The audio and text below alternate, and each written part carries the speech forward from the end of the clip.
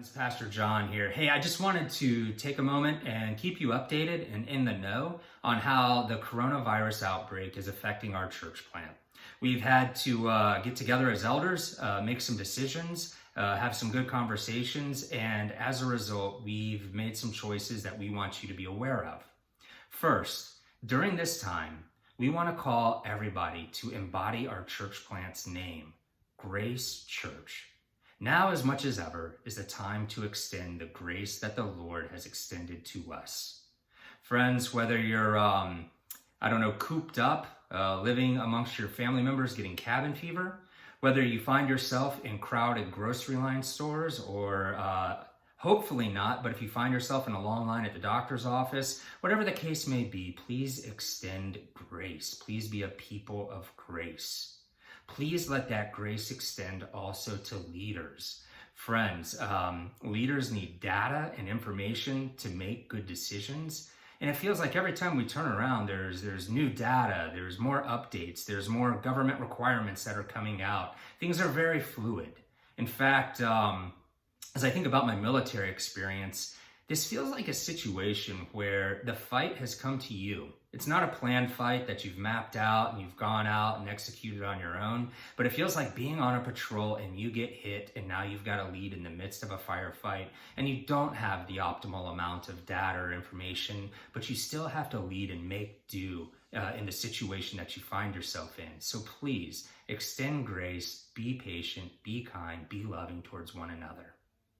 The next thing we want to inform you of is that we are canceling all core group meetings for the foreseeable future.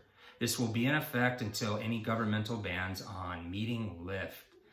We just want to practice doing unto others as you would have them do unto you.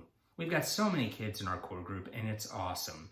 However, when you get them together, the chances for sharing germs goes up exponentially, and we just don't want to see families infected, and we especially don't want to see the older folks in our core group who are more vulnerable get infected. So thanks for understanding. We will not be meeting on March 23rd or for the foreseeable future. We do have a workaround on this that I'll share more with later.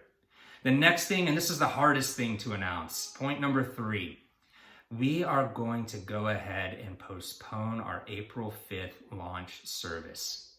I don't think anyone is more disappointed than I am. I'm sad. I was looking forward to launching monthly worship on Palm Sunday, already preparing from the text, excited to preach from this text. It'll be the first time I've preached on Palm Sunday. However, we just don't feel right meeting for the same reasons that we're canceling core group.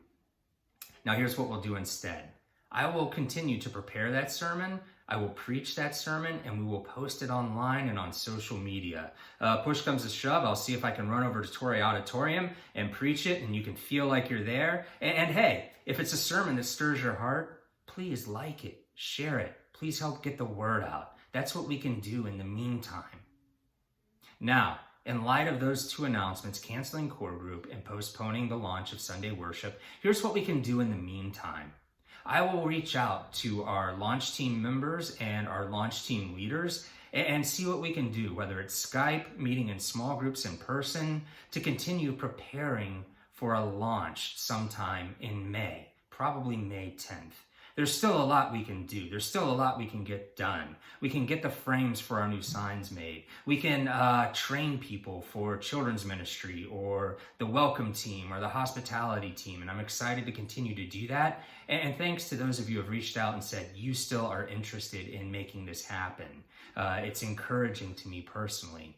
The other thing we can do, in addition to continuing to prepare our launch teams, is we can do some video and online Bible studies.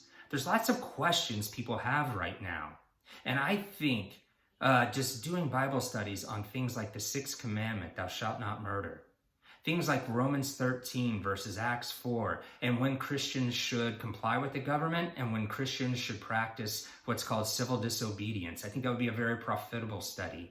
I think another thing we should study is just go to the Old Testament and look at some of those times in the life of Israel where there was social or political upheaval. Let's learn some lessons from how they operated in the Old Testament under trying and uncertain times, and let's see what we can glean from those times. I think it will help. In particular, I think we should do a study on God's sovereignty during uncertain times. I think I know we need a God who's bigger than coronavirus. We need a God who's bigger than all those various ways coronavirus is impacting our life. And so I'm excited to open up the Bible and do a study on some of these things with you. I'm going to ask you, please use them as a supplement to or in lieu of Sunday worship or perhaps our Monday night core group meetings. Please take them to heart. Please, if I'm answering questions that your friends are asking, please get these videos in front of their eyes.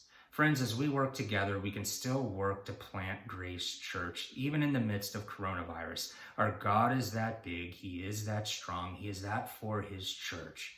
Thanks for listening to these updates. If you have any questions, let me know. And we'll be following up with those videos probably beginning this Sunday night. Thanks so much. We love you. And let's all commit to being in prayer for all those affected by coronavirus and all of those who are trying to keep us safe. Thank you so much. I love you, and God bless.